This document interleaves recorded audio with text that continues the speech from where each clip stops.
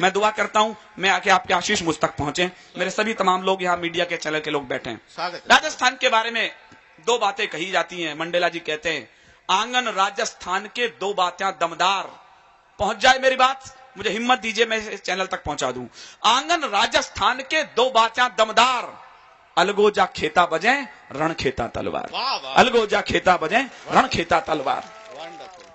मैं बहुत सी मैंने कविताएं सुनी, बहुत से मैंने युद्ध सुने हैं। कहते हैं कि पूरा संपूर्ण भारत का इतिहास में से यदि राजस्थान को निकाल दिया जाए तो बहुत कम शेष बचता है, लेकिन लोग कहते हैं कि यदि राजस्थान के इतिहास में से मेवाड़ का इतिहास निकाल दिया जाए तो शायद कुछ भी शेष नहीं बचता। मैंने एक छोटी सी कहानी सुनी है और सच घटना पर आधारित है। मारवाड़ में, मेवाड़ के अंदर राजा राणा अमर सिंह का शासन था। उनके यहां दो सेनापति थे, एक चूड़ावत और एक शक्तावत। दोनों में से हरावल दस्ते के अंदर हमेशा चूड़ावत लड़ते थे। शक्तावत को लगा कि यार ये तो बड़ा अन्याय है, गौरव का विषय है, तो ये लोग ले रहे हैं, हम क्यों नहीं लड़े। वो राणा के पास जाते और कहते हैं कि हम आगे लड़ना चाहते हैं।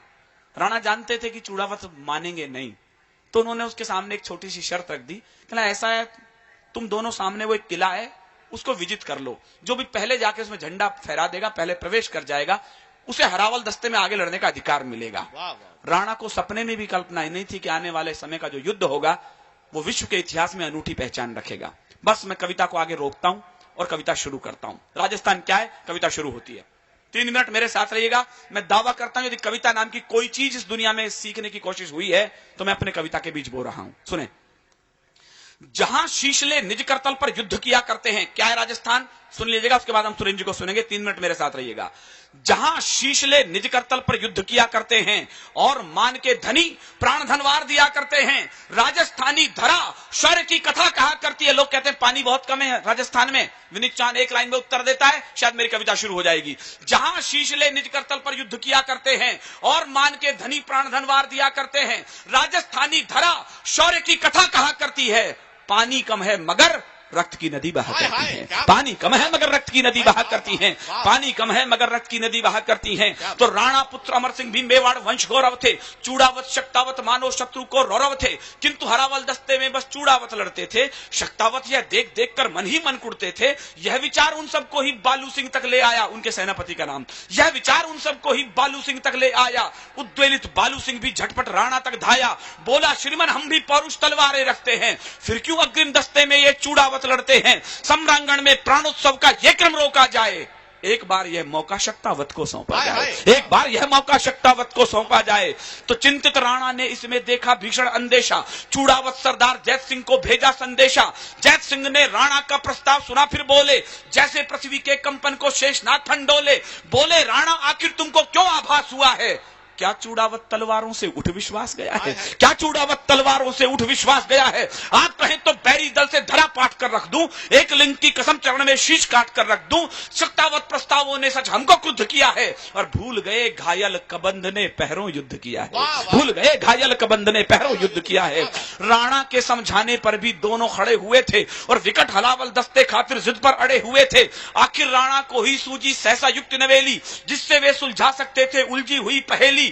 उनठाला का किला सबल मुगल सब सैनिक कब्जाए हैं, इस कारण इस धरती पर घन काले घिर आए हैं। जो भी जाकर पहले गढ़ में प्रथम प्रवेश करेगा वही हरावल दस्ते में भी आगे सदा लड़ेगा।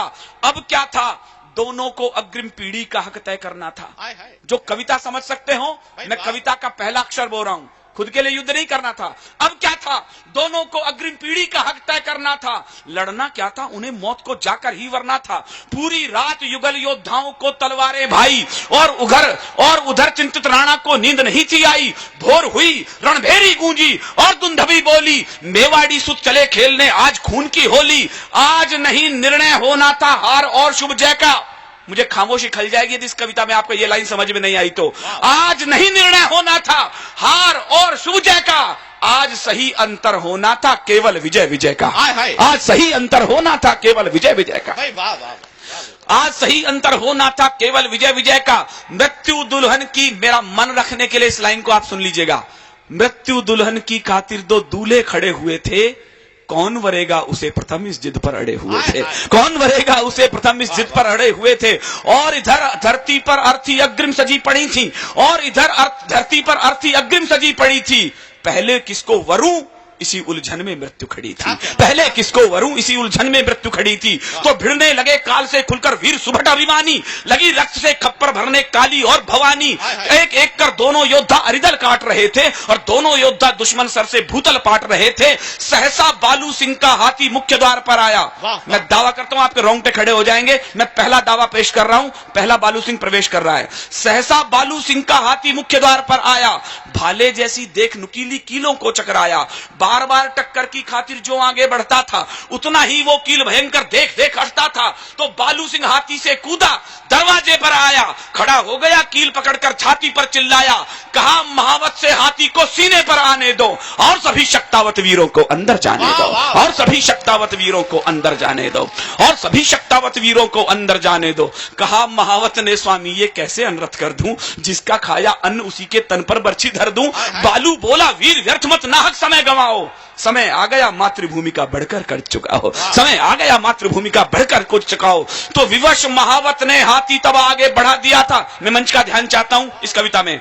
विवश महावत ने हाथी तब आगे बढ़ा दिया था और बालू सिंह ने भी सीना कीलों पर अड़ा दिया था, और हाथी ने मस्तक की टक्कर मारी जो प्रलयंकर, दरवाजे गिर गए किले के करते शोर भयंकर। गज मस्तक को भिगो रही थी शत शोणित पिचकारी, और दिव्य आरती आज मृत्यु की गजने स्वयं उतारी। दिव्य आरती आज मृत्यु की गजने स्वयं उतारी, दिव्य आरती आज मृत्यु की गजने स्वयं उतारी। बालू सिंह का हाथी घुस रहा है, उसकी पीढ़ी को हक मिलने वाला है कि अब हमेशा वो आगे लड़ेगा। उधर जैत सिंह पीछे से चढ़ रहा है। अंतिम दृश्य देखे, मैं कविता को विराम दे रहा हूं।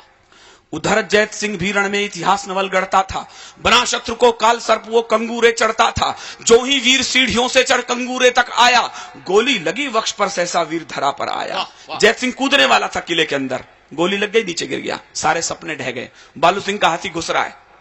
अब जैत सिंह क्या करता है? उधर जैत सिंह भी रण में इतिहास नवल गढ़ता है, बड़ा शत्रु को काल सर्प वो कंगूरे चढ़ता था।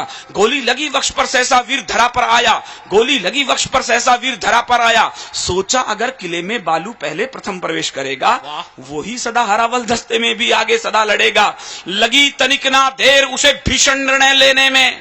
मैं पूरे जनसमूह का ध्यान चाहता हूं कि शीश कलम करके ही कोई कर्ज अदा करता है, और कलम के लिए विषय वो नए नए धरता है। युद्ध देव को जब शोणित का पुण्य अर्घ चढ़ता है, तब जाकर ही सैनिक जय के पथ पर कुछ बढ़ता है, तब जाकर ही सैनिक जय के पथ पर कुछ बढ़ता है। लगी तनिक ना देर उसे भीषण निर्णय लेने में। मैं कविता समाप्त करता हूं। मुझे लगे तालियां मेरे लिए बज गई हैं, सुरेंद्र जी के लिए तो बजती बजती तालियां। मैं कविता को विराम कर रहा हूं। लगी तनिक ना, ऐसा इतिहास में दूसरा उदाहरण मैंने सुना नहीं है, आपने पढ़ा नहीं होगा। पढ़ा हो मुझे बताइएगा, मैं अगली बार उस पर कविता लिख कर आया हूं। न लगे तो अपने राजस्थान के इतिहास के गौरव के लिए आपकी भरपूर तालियों से मैं विदा होना चाहता हूं।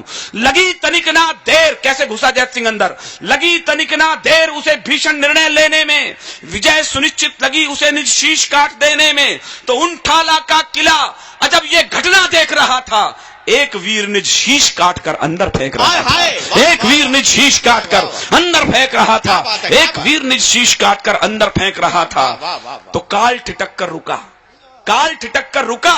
स्वयं ये उसको दृश्य नया था, किसको लिखूं महान, सोच में पड़ इतिहास गया था, किसको लिखूं महान। बहुत बहुत धन्यवाद आपका, बहुत बहुत शुक्रिया। आपने मेरे लिए बिना कहे तालियां बजा दी हैं, ये इसके लिए मैं बहुत बहुत शुक्रिया अदा करता हूं।